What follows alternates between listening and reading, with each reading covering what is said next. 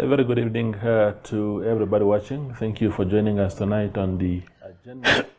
My name is Toiwan Jabela. Tonight on the platform, we welcome back Jerry Ekandjo. He is a Swapo veteran and stalwart, former Robben Island prisoner for 8 years, and we are here to talk about a lot of things, including, for example, Heroes Day, the way it is celebrated. He has some views on that, on phosphate also, and on a number of other issues. Thank you very much, Uncle Jerry, for making time again to come back to the platform.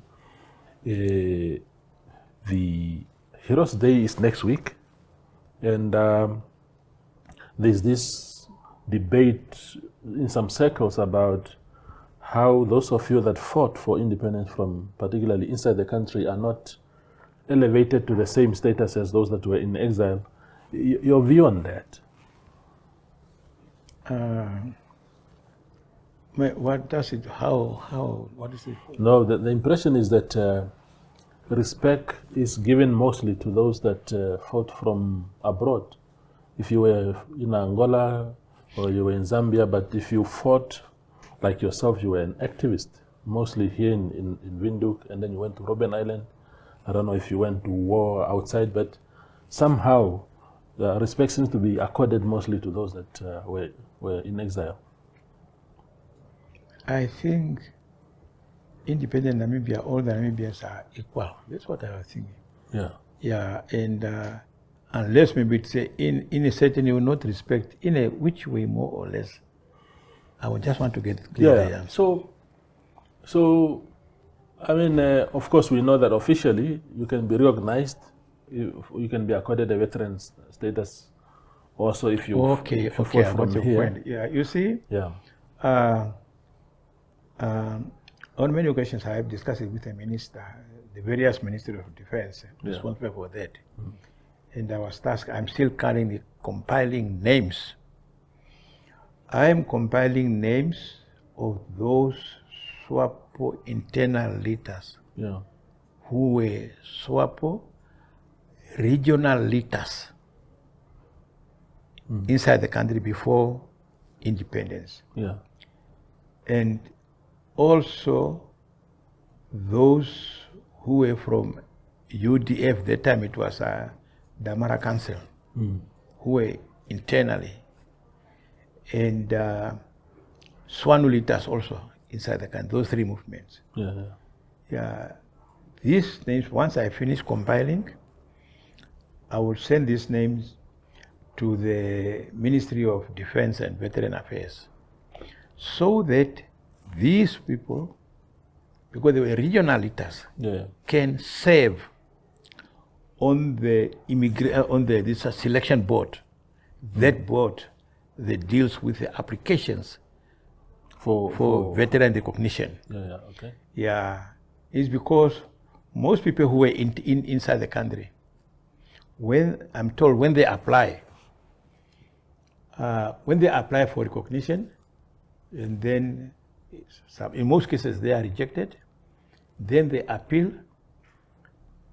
When they appeal before the appeal, and those people on the appeal, none of them were from inside the country. Yeah, so they favor those people, if you may find one or two who were inside the country, but those one or two were not even, were just Swapo members, but not in the leadership. The result is most people come to us. They send me copies of their rejection when they appeal. They appeal before the board, and the panel there that interview them, none of them were inside the country. They don't know. And then they ask you, now you say you were involved. What have you done? As if when the people here were struggling, even them, everybody, whether inside or outside the country, as if you kept a diary. Today I've done ABC, tomorrow I've done ABC, tomorrow I do what? Understand? So now these people, once I finish, must serve on the board. So that if a person who were inside the country apply for recognition, these regional leaders of Swapo still alive can now be the one to interview that person because they know the people. I am told in some regions, apparently they ask regional councillors. All these regional councillors, they were small babies, whether they were inside the country or whatever. They were not part of the struggle. And so these people now, once I submit the board, they will have to serve there, so that they are the one who knew the people, who knew the people, instead of what is happening now. It's unfair. Yeah. Because the majority of the people are not recognized, and they were the one keeping the ball rolling. Yeah. But the people who interview were not part of the leadership here. They don't nothing. It also happened, for instance. Let me put it for instance.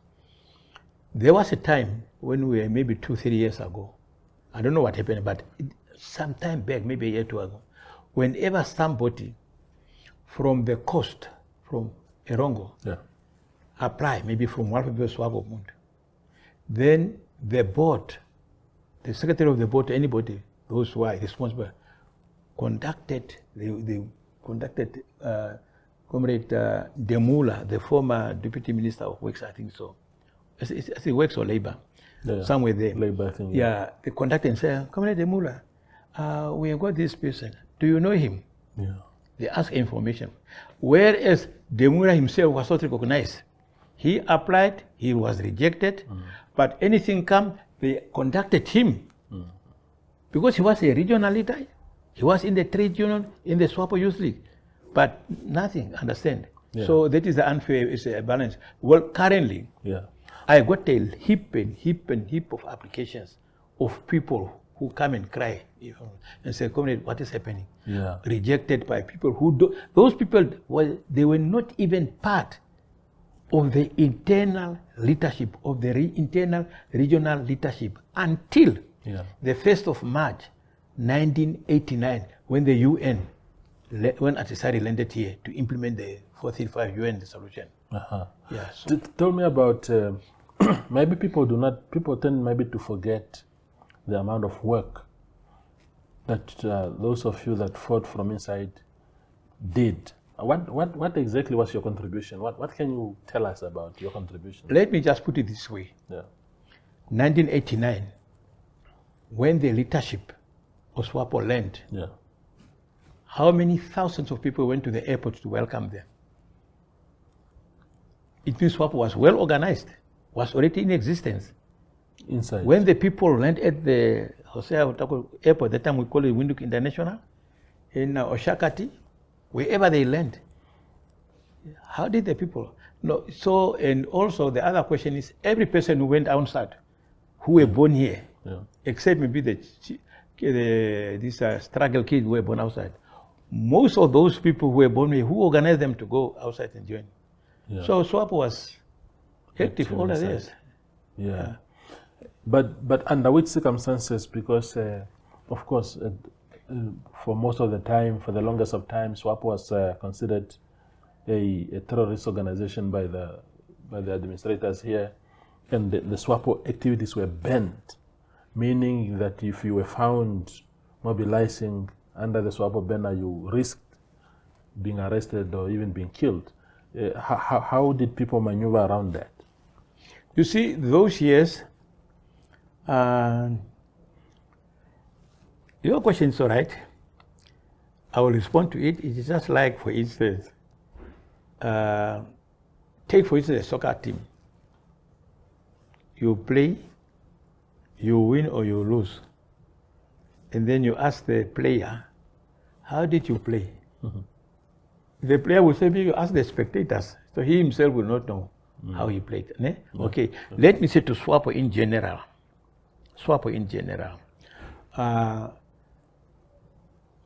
After the Ongurumbashi, Swapo was banned.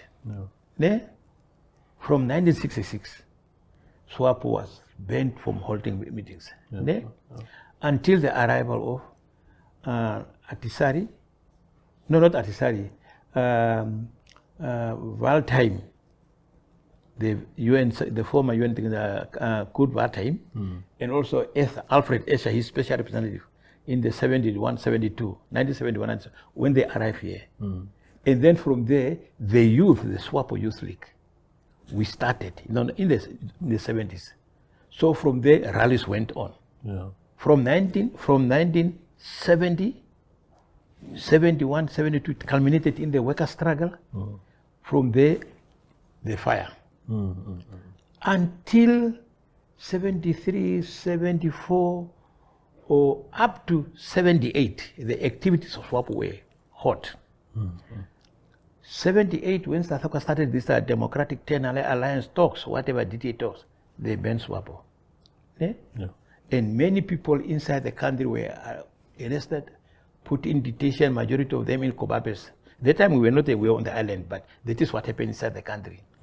Okay, and then until 1988, 82, 83, this puppet government, the so-called Ministers' Council, this was gathered together some puppets and make these some collaborators. They form a Ministers' Council. 1983, they banned Swapo. 1983, again, Swapo was banned. From there, we were operating, making use of SWANU and Damara Council, which is today UDF.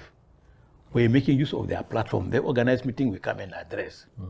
Okay, and then 1985, myself, the late Mahwiriri, Nathani Mahwiriri, the late Franz Kabangura, we all addressed a Swapo meeting by force at the old compound. Then we were arrested, the three of us, appeared before the court, myself, Mahwiriri, and Franz Kabangura. And then the court said, Swapo can have meeting. 86, we started again kicking the ball. This is how they killed Shifidi.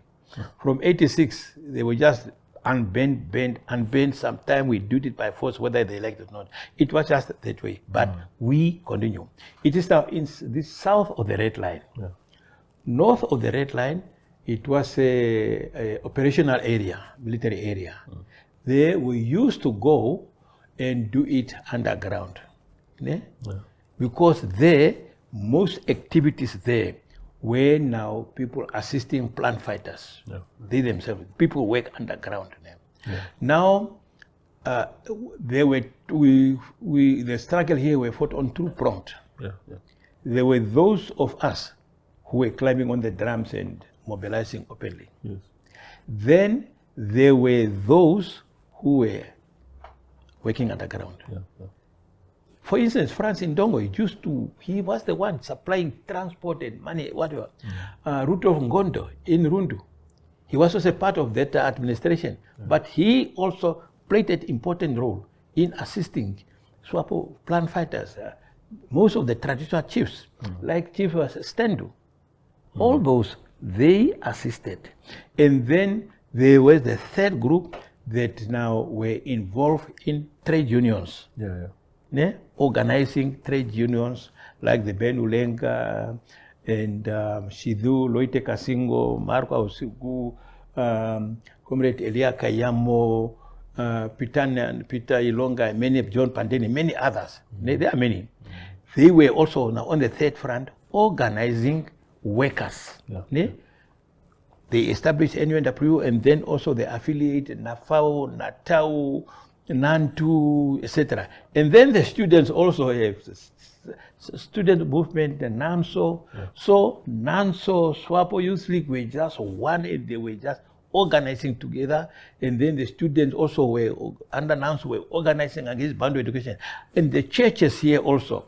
The churches also, from the churches, they preach and whatever. It was a well-coordinated movement, I can put it that way. Very good. We were proud of it, and we were determined, and we knew that. So that's why when UN started to implement 435, it was easy to mobilize. Absolutely. Now tell me this, Uncle Jerry. So you spoke about the puppet government that was here. You spoke about the Ovambo administration, which had a cabinet of its own. No, that was Pandustan. It was not only Wambo. Each tribal group, each language were having their own so-called Pandustan government. Yeah, but I'm driving to the point of Frans Aupa Indongo that you just mentioned. Because I don't think many people, including myself, understand Frans Aupa Indongo was a minister of finance for the Wamba administration, for that puppet government. But then, post-independence, he got recognized as a war veteran. He was accorded that status. Yes. What happened there? His role, you see, the people who contributed here with their lives, putting their life on the altar, were those who were organizing, assisting plant fighters underground. Only they themselves know. If he was only he himself, no, not us. Even the wives of those people did not know that the husband was involved. And in some cases, the husband did not even know that they were on. Even the late Minister Rosaria Ngitina, she was also SNS, taking care of wounded plant fighters in her house. Understand?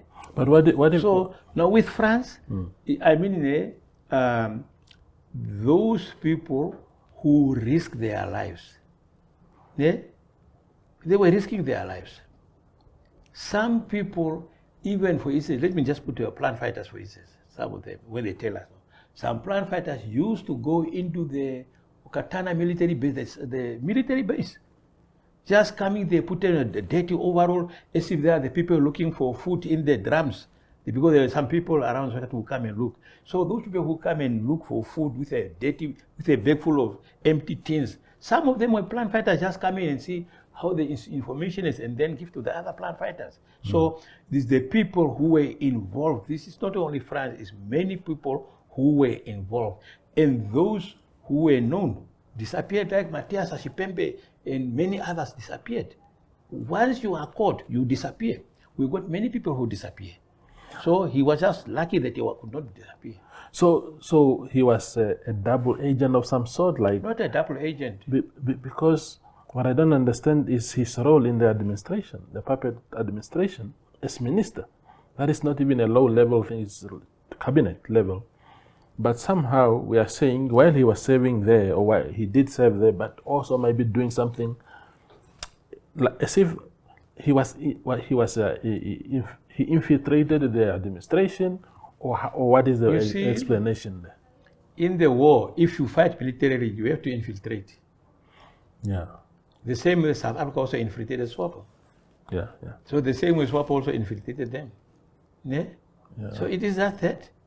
So you see, even if you take, for instance, the ANC, has also some ministers, South African National Party ministers. But in the meantime, they are also giving information to ANC. Yeah. If you fight the enemy military, South Africa was the strongest military army on that continent, that time. If you fight militarily, you cannot only fight politically. Politically, we were open. You are to climb on the drum, you address anytime you can be arrested, shocked, and what, for 32 months, released and arrested again. But that is not part of this. The most difficult are those who were now involved in plan. Like for instance, there was a person, he's now late, Ed Oshivelo. He was just having a service station. What is his name again? He's a businessman. Ed Oshivelo, just close to Oshivelo, Kapia or whatever. Not Kapia, but okay, you know him. Yes. He used to transport plant fighters inside the country, passing there. He was in that administration. So when he passed there, then he kicked these people. Hey, you Black Sam, come. I don't know they are going to work on my farm. Then he kicked them, shouting at them as if they are his workers. So he passed because he was on their part. But underneath in the car, there were AK-47 and whatever. Yeah. So he used to transport. Ben Uleng, Peter Ilonga, late now, and Johnny Pandeni, they used to work at the farm of Willem Beaver. Because when they were assigned, Peter Ilonga and John Pandeni, they were assigned a mission of no return. When they were sworn in, take an oath, no return until Namibia's independence, only independence or death. They volunteered. Yeah. When they came, the Comrade Vedwe handed them over. But it's a chain from there to Aupas. And they were just handed over to this person until they come to Vedwe and until they end at Beaver's farm. So the people just say, no, it's Beaver's Wambok is people who work on the farm of Beaver. Yeah. But in the meantime, if you hear the bridges and New Sakos, the bridges in Kietpas, and those, they were the one doing the job, and they were having contact with also those at the front. Yeah. And at one time, the bridge between Karibep and Kransberg, somewhere there, New Sakos, Kransberg, the bridge was blown up. And then the police, they put a roadblock, cars were searched. And then the three of them, Willem Beaver, Pandeni, John Pandeni, late John Pandeni and late Peter Ulanga, they arrived there in a brand new car because Swapo was they were getting money to buy a brand new car. When they arrived there in suit, the boys didn't say, "It's okay, gentlemen, pass," because they also come to look at what happened. Because people were, "Oh, what happened? Swapo terrorists." They also come and say, "Oh, Swapo terrorists, what have they done?" And the boys just said, "The gentlemen," and they let them pass. And I said, this was part and parcel of the struggle. So it was fought on many fronts. Yeah. Yeah. So, in your belief, in your heart of hearts, do you believe that everybody who was in exile and who joined Swapo in exile automatically deserves a recognition as a war veteran, or do you think they were not necessarily hibernators, but they were just there doing really nothing? No, you see. No, I cannot say that. I don't say that. I just said every Namibian who participated in the struggle, be a Swapo member, not a Swapo member, who contributed should be recognized. Everybody. Yeah. No, but participation has to be tangible. That's what I'm saying. Some guys might be fled Namibia because they did something here and then they ran away. Then they come back and they're saying we are the... No. We are the heroes. Everybody who are there under Swapo were given assignment. Yeah. Some went to school, given by Swapo. Some were giving different assignments. There was nobody outside who was under Swapo who were just there. Okay. Unless maybe, that's why I said Namibians who were in exile, and I want to make it clear, they were not refugees. They were armed politicians. Yeah. Armed politicians, not refugees. They were the people, they were here, well established, with houses, working, some business people, some teachers, rich people, poor people. They left the country with the sole purpose to come and fight here. Yeah. So they were not refugees. Refugees are those people from Sudan. When the war comes, they rush it. They go to neighboring countries where they are under tents, under the supervision of the UN Refugee Commission, etc., etc. Those were refugees. Namibians were not refugees. They were freedom fighters. So all those who were under Swapo administration. Yeah. So they were assigned, and all those need recognition. They were assigned.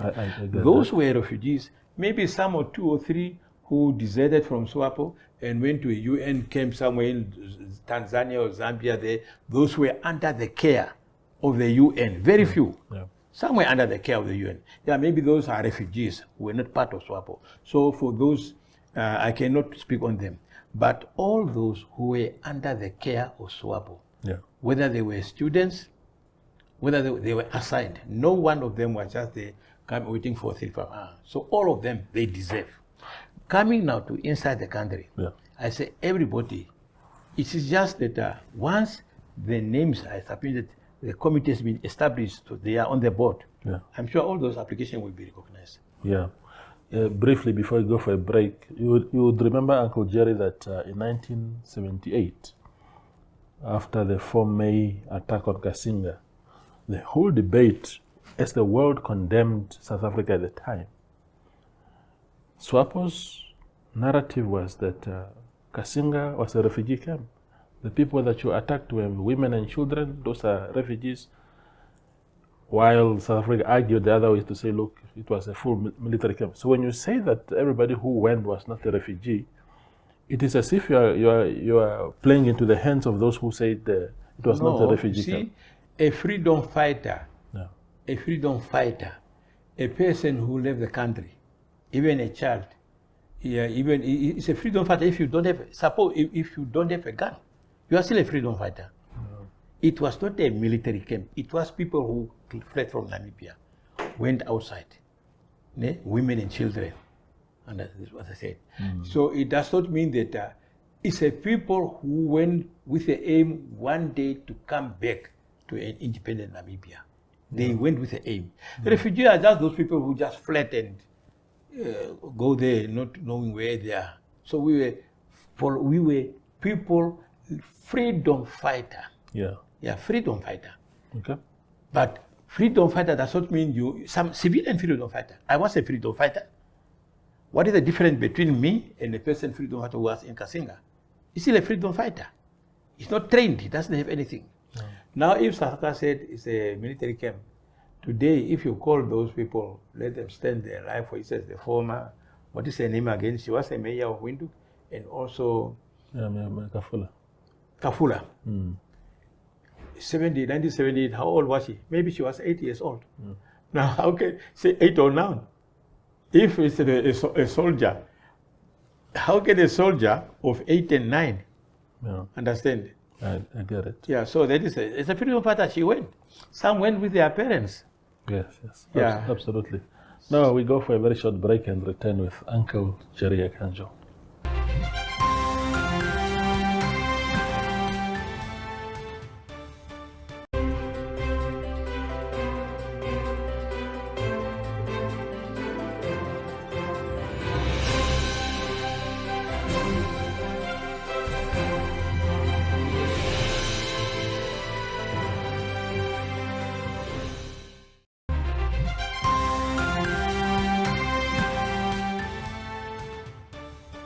We are talking to Jerry Ekandjo. He's a Swapo veteran. He's a Namibian hero of the liberation struggle in his own right. And we are talking, of course, ahead of Heroes Day this year.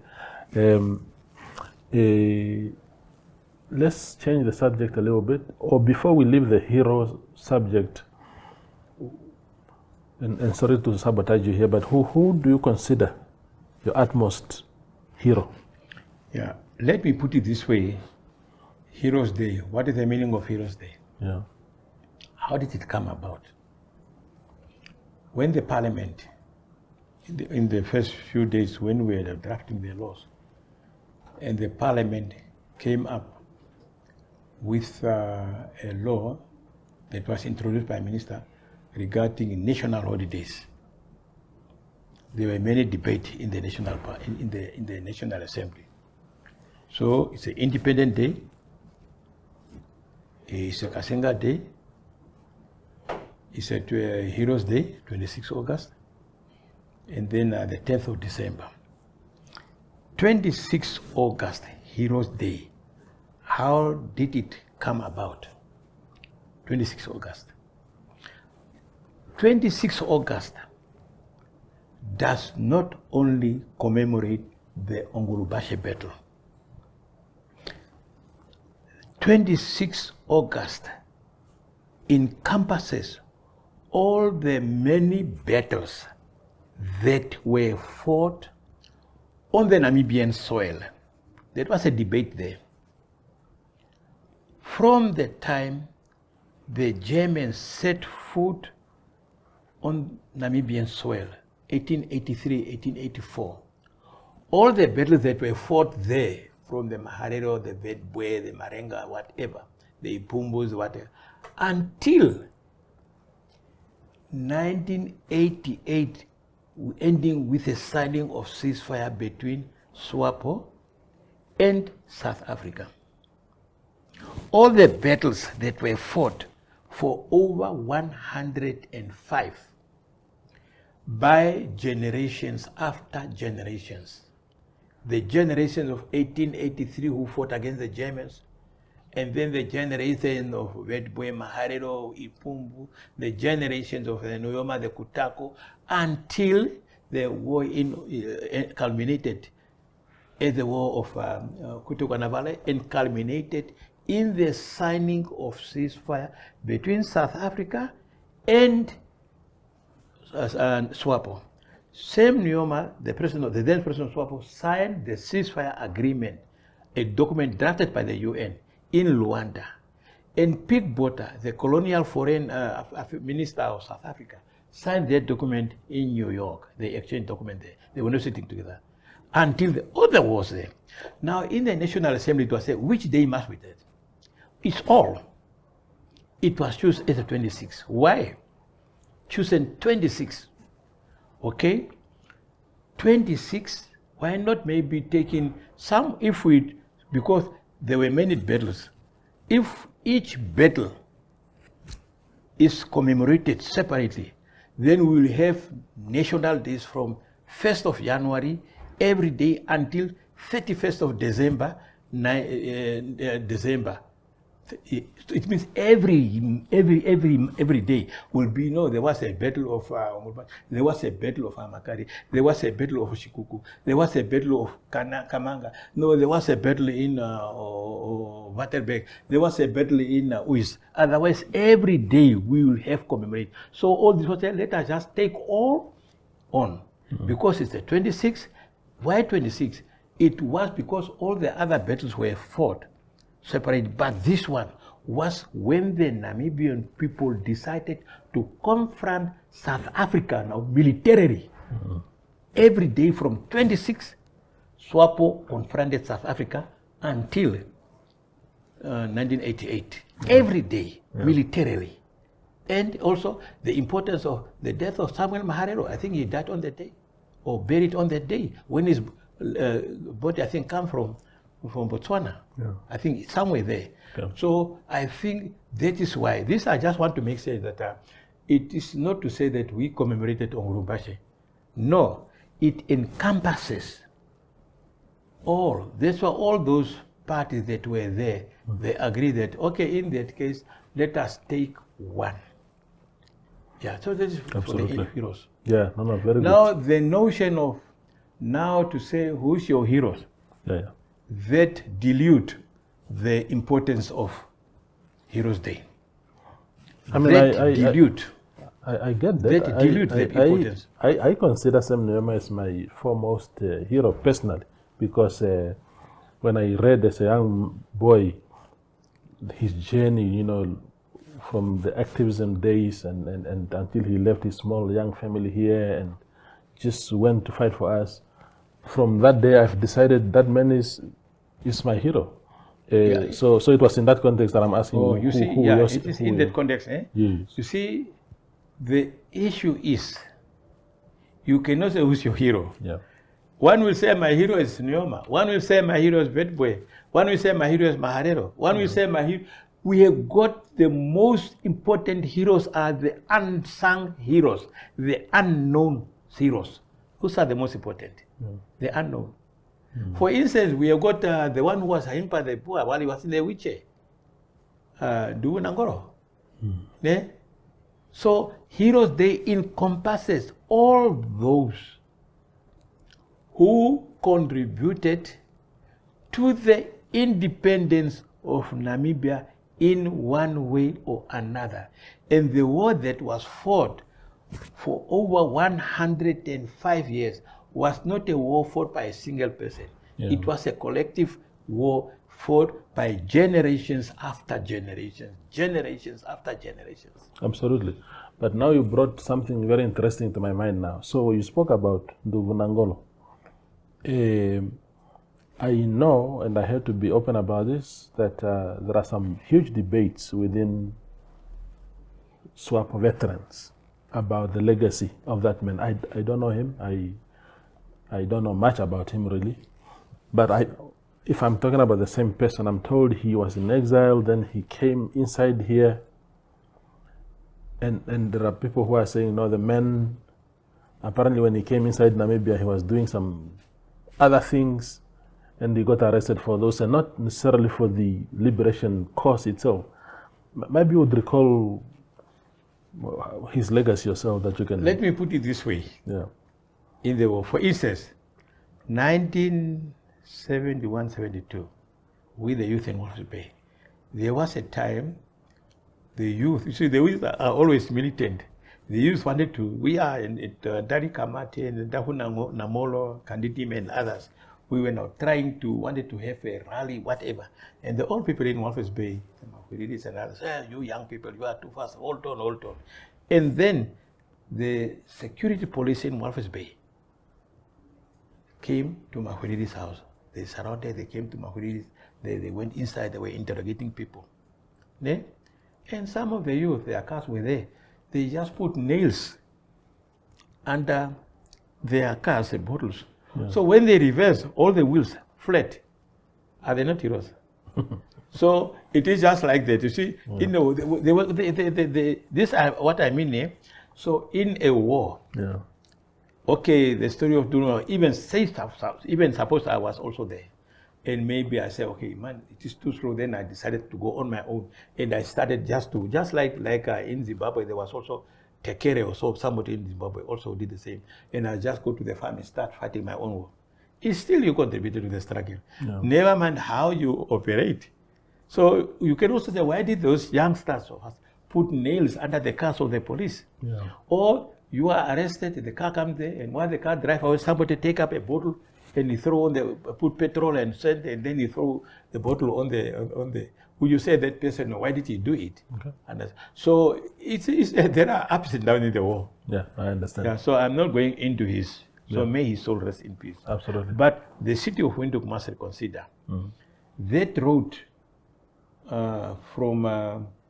There is a road that passed the airport the road that passed through this Una Medical University in Komastau. In Komastau, that road that goes under the bridge. Yes. There's a bridge of the bridge that connect the two hospitals, the Sendra and Katutura Hospital. Somewhere there, at the prison service, at the Windhoek prison, there is a gate. That is the gate of the Windhoek Central Prison. The Duwu Nangoro Road is just a pavement. From the gate of the prison, on the pavement up to Tederar, it's maybe just 3 feet, or three, less than 3 meters. How come the Windhoek city, the road is only a 3-meter road? No, it's not. Somebody who sacrificed for this country. Yeah. They should consider. Absolutely. Yeah. The other subject that I wanted to talk to you about. But regarding heroes, everybody it encompasses. But now the people ask now, who are, I see they are debating, oh, so my hero is so, my hero is so. We must not dilute the main purpose of Heroes Day is dedicated to those who sacrifice their lives. I get that. Not those who are alive. No. Those who sacrificed their lives for the independence of this country. Yeah, no, wonderful.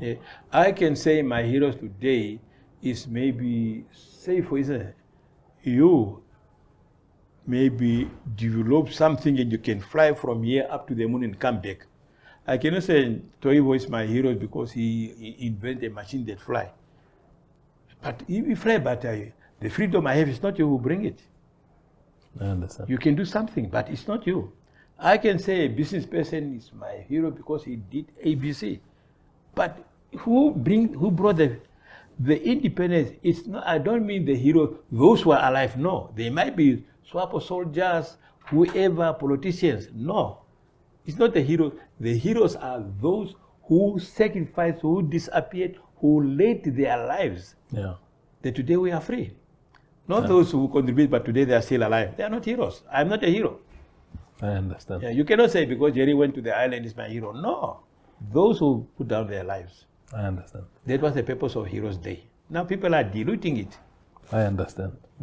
So let's talk about phosphate. What is your view there? Because we are told that a license has now been approved for this company to go ahead and solicit phosphate from our ocean. It's for What is it? What is it, the thing that they do for to grow crops and whatnot? But there's a huge debate now. The fishing industry is up in arms, and you have a view on that. Yeah, let me first put it that license apart. Yeah. Let me put it. I see people are arguing it will create jobs. More than 200,000 people will be employed, etc., etc., etc. Those people from Oman, when they apply, they contacted some Namibian business people here who can easily be bought, given some millions of dollars, and then they collaborate. The purpose of those people are not to invest here. They are not investors. They say they want the license to test. It's a difference between an investor who come and invest in great jobs and the person who come and do a test. They want to test, and their license is for 3 years, so that they test. So test does not mean it's job creation. For the Namibian business people who collaborated with them, given some millions of dollars, they tell them, no, you will get employment, will create it so that the government, everybody will say, yeah, let us allow them to test because we are going to create. No. Up to now, the whole world, nobody exploit phosphate beneath the sea. Never. They don't know. Only on the surface. Why? Because they don't know whether it will disturb the fish and the living conditions of the fish there. Even in Oman, they cannot. All over the world. Now these people want to make a test to Namibia. Namibia to serve as a guinea pig. Understand? It's a test. Yeah.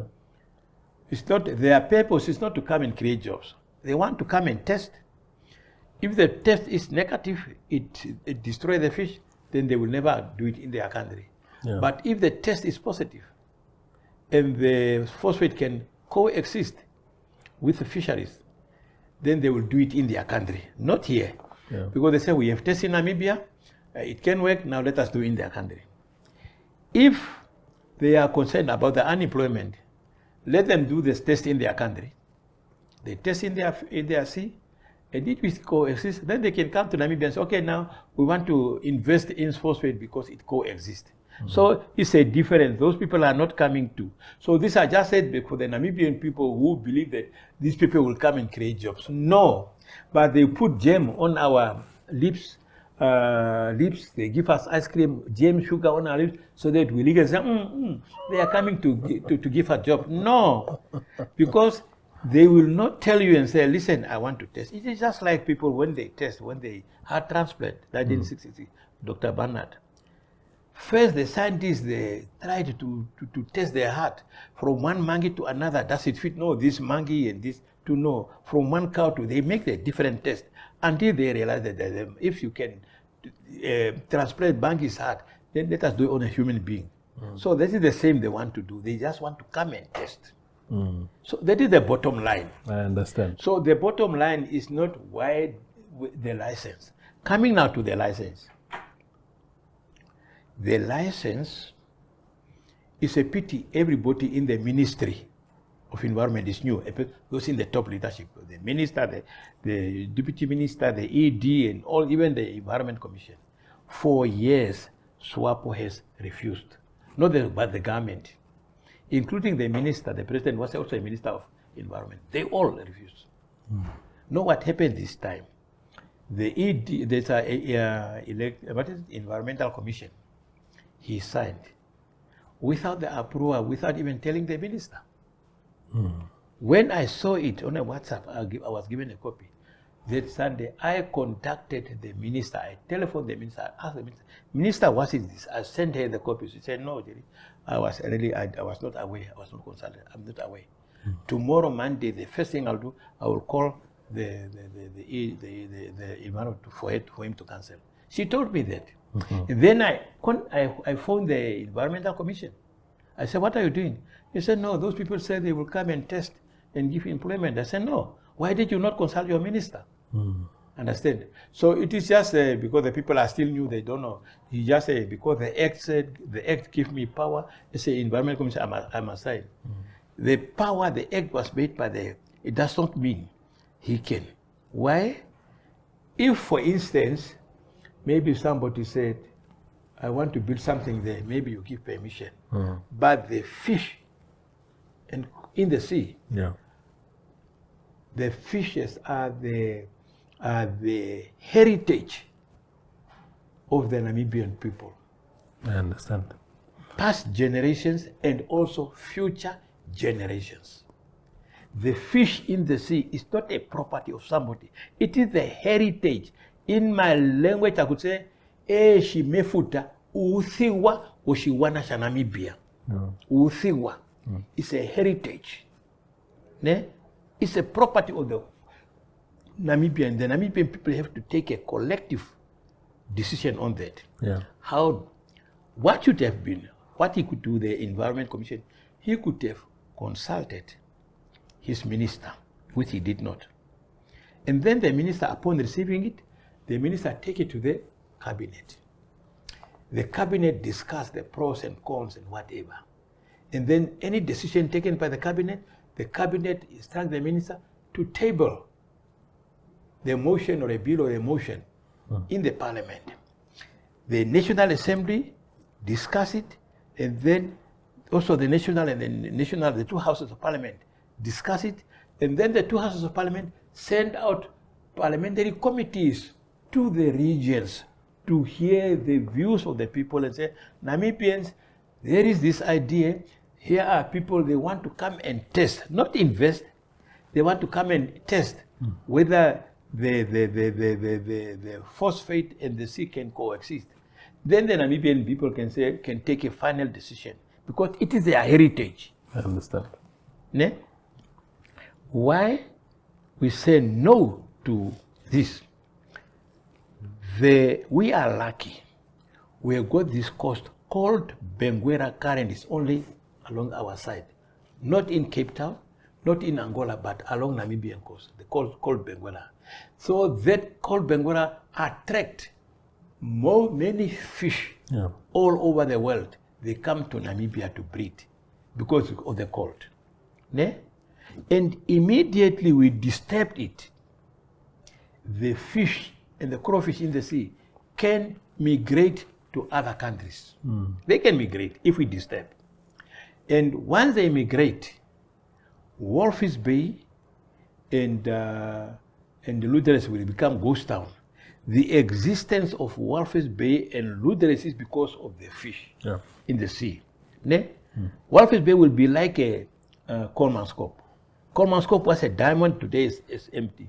So if we allow this phosphate to come to be exploited here, maybe for 10, 20, 30 years, and then once it's depleted, what will happen? The fish are no more there, so the people understand. So let me ask you this, Uncle Jerry.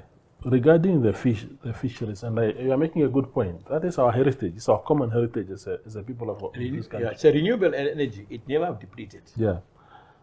The problem for me is the way we are managing that sea.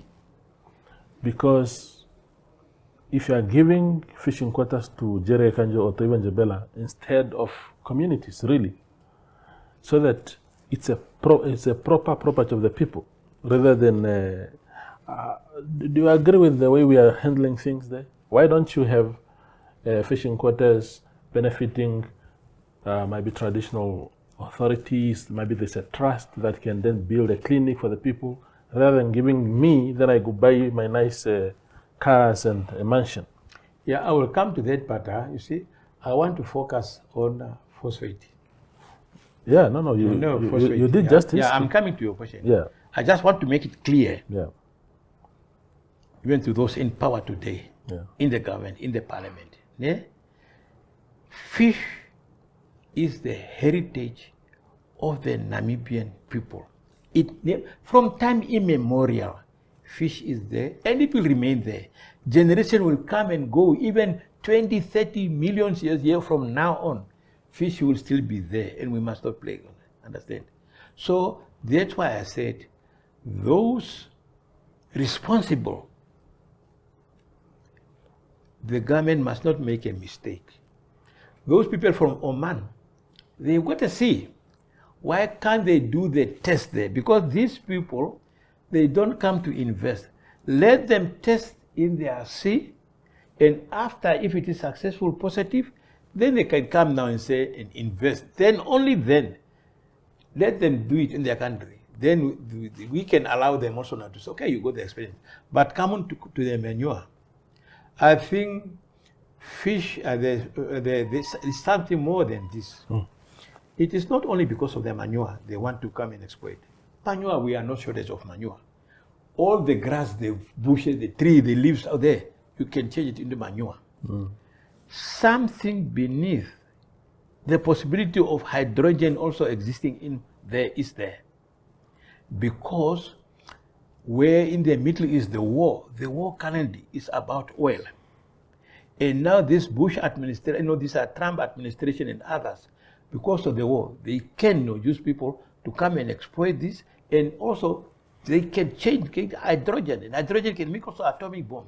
There's a possibility of this phosphate being used as a war weapon. It can be, but for us, they will say it's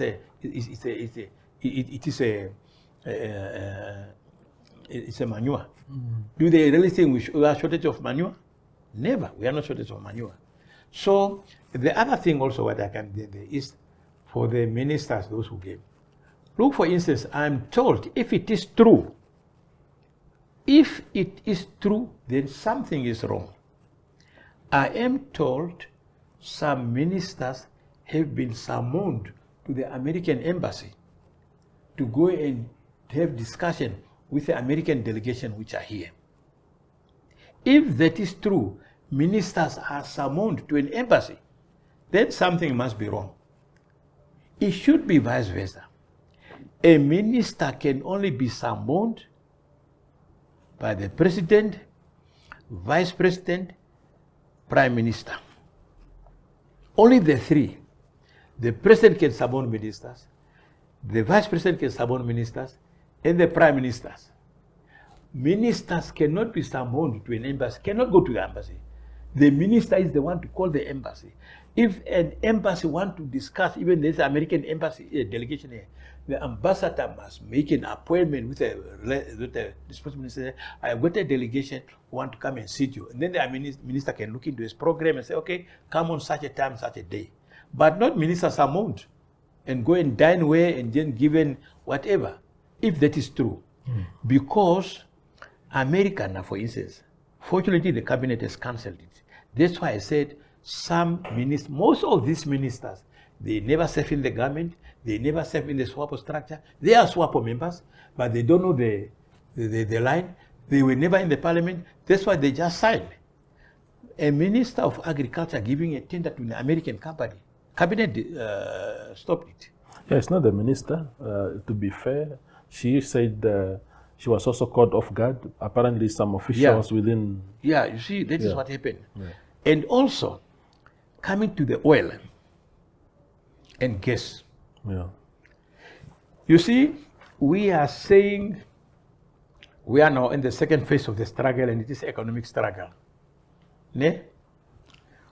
When Swapo was fighting South Africa, first politically, until 1993, when Liberia, Ethiopia took the Namibian case to the International World Court, to the International Court of Justice. And then the court said the outcome will be delivered in 1966. Then Swapo said, are we waiting for 6 years, 36 years? No, 1962, Swapo leaders came together. The president called the people together, Swapo leaders. They said, now in this case, what are we going to do? In case the outcome is that South Africa is legally in Namibia. Then he said, let us start armed struggle, let us establish an army. 1992, they start training. 1995, they sent some cadres inside Namibia, those who went to Ongulubashe. 1966, the year the outcome was supposed to, Swapo sent also a group of soldiers inside the country. And President Nyoma and Pohamba also came to test the Boers that they were saying that they are self-imposed exile. Understand? All these are phases. Now we are independent. Politically, we are independent. We got our national flag. We got our national anthem. We are independent politically, but economically, not yet. Now the oil is here. Instead of just having discussion with various delegations from Europe and sign agreement, Swapo should now come at the point and say Namibia is at a crossroad. Politburo can come together, and then the Politburo deliberate and say, now, what are we going to do with it? What is the way forward for the second phase of the struggle? Let the Central Committee, the highest decision-making body between the two Congress, the Central Committee, come together. The Central Committee come together and say, okay, let us not discuss this oil and what are we going to do? Then they take a decision. Central Committee. Central Committee must now organize an enlarged, extended, enlarged Central Committee meeting. What do I mean by that? Extended, enlarged, or enlarged Central Committee. It happened also in the past. During the struggle, Swapo used to organize a large Central Committee meeting. With the Central Committee and some Swapo veterans, even people from inside were called to go and attend.